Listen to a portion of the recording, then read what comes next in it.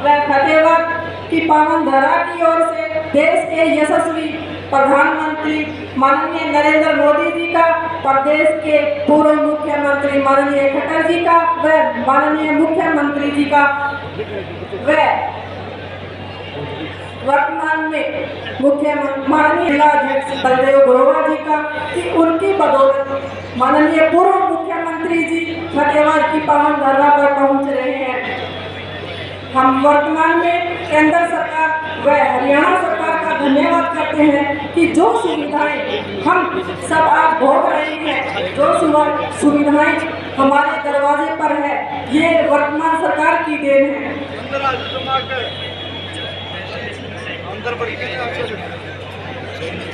माननीय प्रधानमंत्री जी व हरियाणा प्रदेश के मुख्यमंत्री जी के कुशल नेतृत्व में सैकड़ों ऐसी स्कीमें चलाई जा रही है जो जरूरतमंद परिवार में संजीवनी बूटी का काम कर रही है। चाहे गरीब परिवार में 5 लाख रुपए तक का मुफ्त इलाज हो, चाहे बीपीएल कार्ड की बात हो, गरीब परिवारों में 100 दिन का रोजगार की बात हो, किसानों के हित की बात हो, मजदूर व्यापारी वर्ग की बात हो, हर वर्ग के लिए सरकार ने बेहतरीन कार्य किए हैं। बिना खर्ची बिना पर्ची इस इलाके के हजारों बच्चे अपनी शिक्षा के आधार पर, अपनी योग्यता के आधार पर नौकरी लगे हैं। हरियाणा प्रदेश में पहली बार हुआ कि जिला परिषद का बजट निर्धारित किया गया।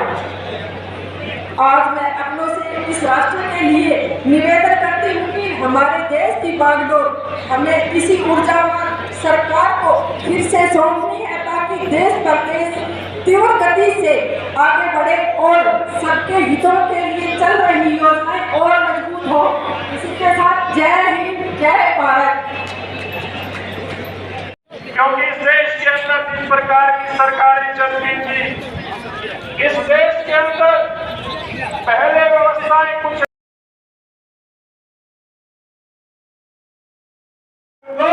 400 पार करेंगे। बहुत बहुत धन्यवाद। जय हिंद, जय भारत। संपूर्ण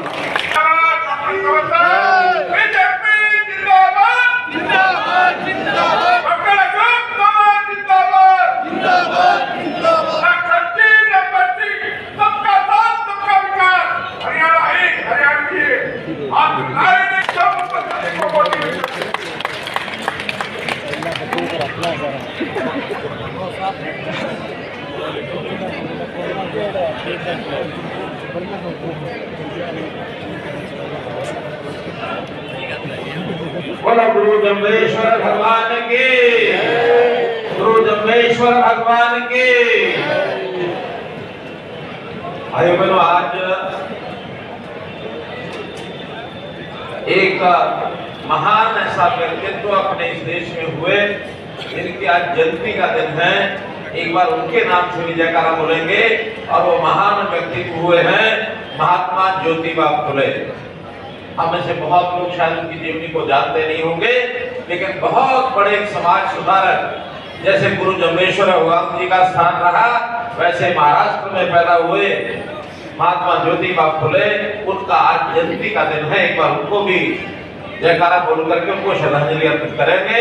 महात्मा ज्योतिबा फुले, महात्मा ज्योतिबा फुले। मित्रों, बातचीत शुरू करने से पहले एक छोटी तो नहीं, बहुत हृदय विदारक बड़ी दुखदायी घटना एक हुई है। आज कुछ लोगों को पता लगा होगा, मेहंदगढ़ जिले में कनीना के अंदर एक स्कूल की बस का आज एक्सीडेंट हुआ। बस पलट गई और उसमें 6 बच्चे स्कूल के विद्यार्थी, बहुत कॉमन उम्र जिनकी थी 8 साल से 13-14 साल के, 6 बच्चों की मृत्यु हो गई है और कुछ 8-10 घायल भी हैं। उनका इलाज चल रहा है। तो इस दुखद घटना को मैं जरूर आपके साथ साझा करना चाहूंगा। मैं इस घटना पर जो बच्चे बहुत बिल्कुल कॉमन काया हमारे बीच से चले गए, मैं उनके शोक में अपनी ओर से, आप सबकी ओर से भी शोक व्यक्त करता हूँ, श्रद्धांजलि देता हूँ और उनके परिवार को इस दुख को सहन करने की भगवान शक्ति प्रदान करे, ऐसी कामना करता हूँ। भाइयों बहनों, जिंदाबाद जिंदाबाद जिंदाबाद। और चुनाव के अंदर जो चुनाव के प्रत्याशी हैं हमारे लोकसभा के, जैसे बारात में दूल्हा होता है, ऐसे हमारे इस चुनावी बारात के दूल्हा आज के श्री अशोक तंवर जी, जिन्होंने बहुत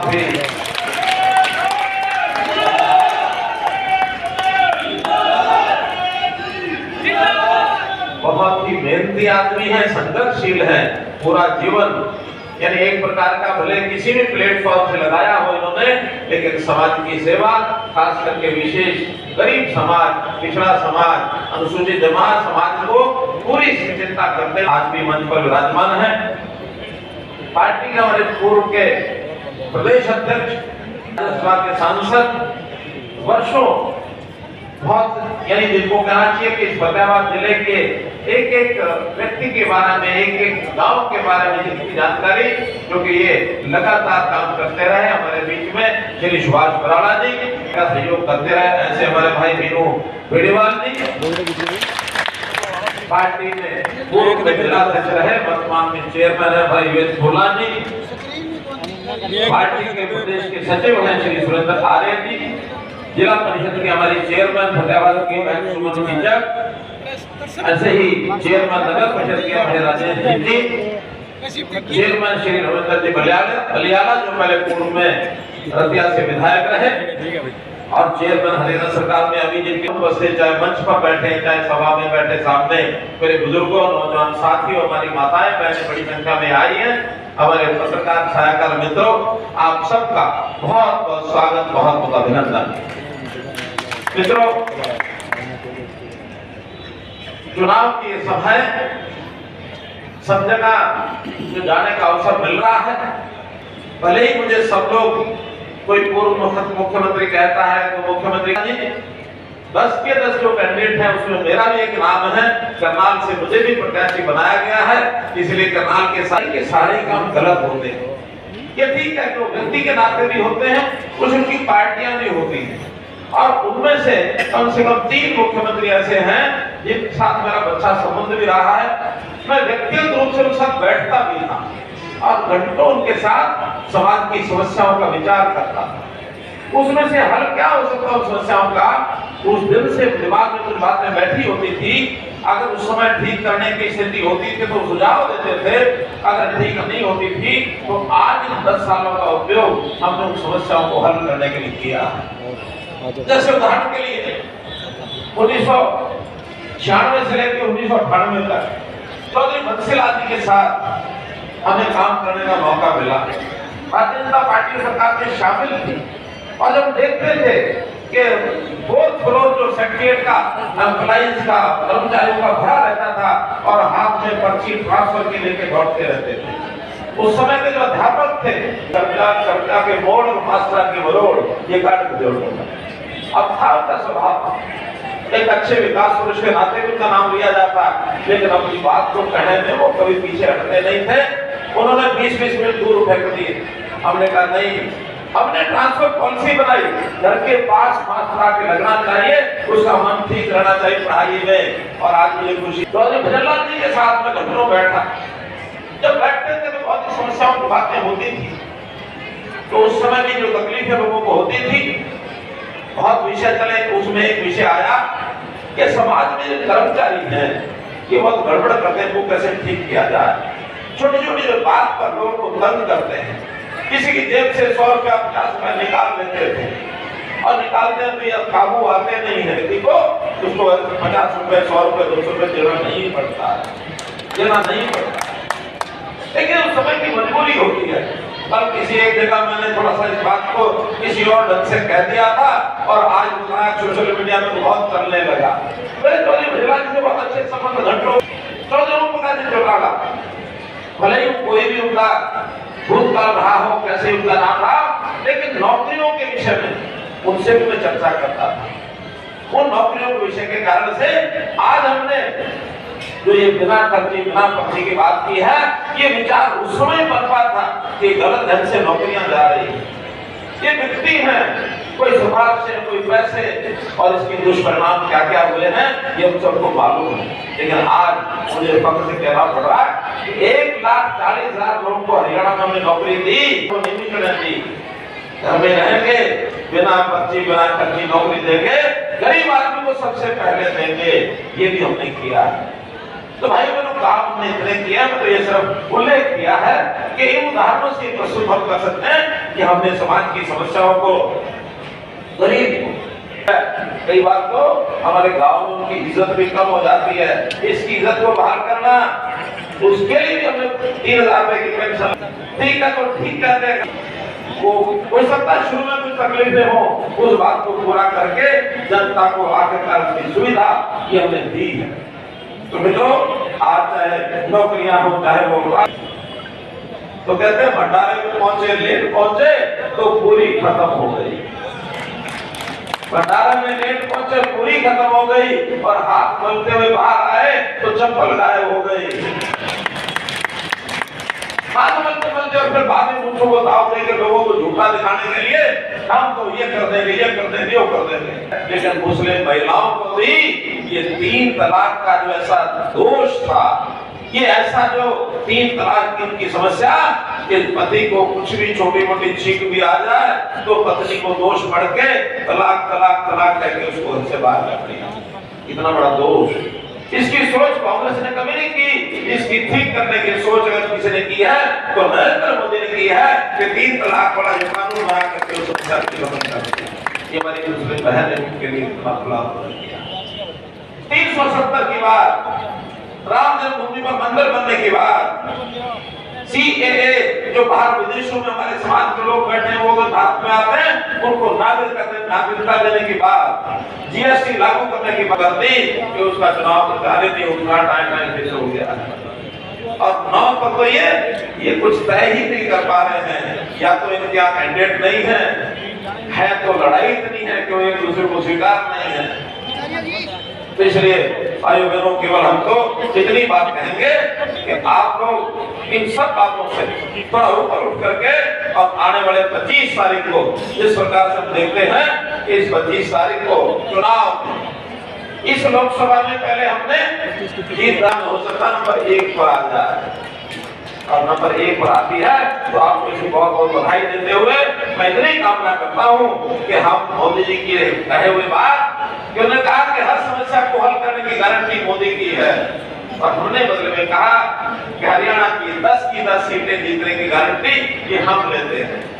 उस गारंटी पर अगर आप खड़े करोगे तो आप लोगों का बहुत बहुत अभिनंदन करेंगे, और उस भावना को पूरा करते हुए देश में जो नारा दिया है कि अब की बार 400 इस 400 में 10 का खाता अपना भी खुलने वाला है, तो हम 10 जोड़ेंगे, 400 पार करेंगे, और 100% जीत को करके मोदी जी को एक गोल्डन पेन से उनका लाइसेंस रिन्यू करेंगे, एक गोल्डन पेन से। इसलिए तो आपको यही बहुत अपील करते हुए मैं अपनी वाणी को विराम देता हूँ। आपका बहुत बहुत धन्यवाद, बहुत बहुत आभार।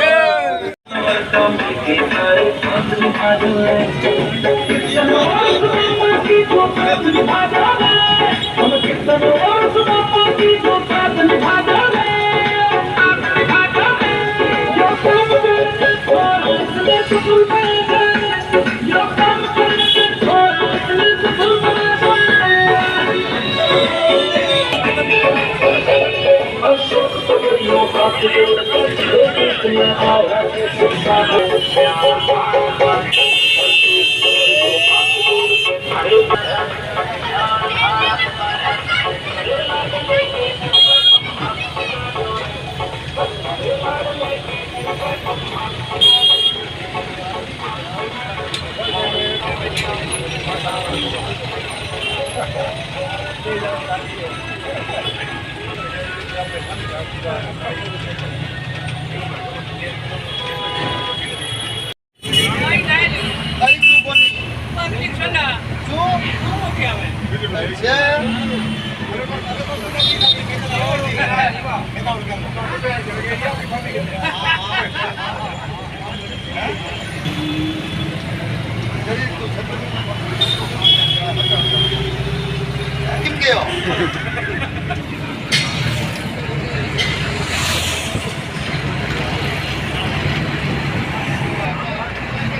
What material?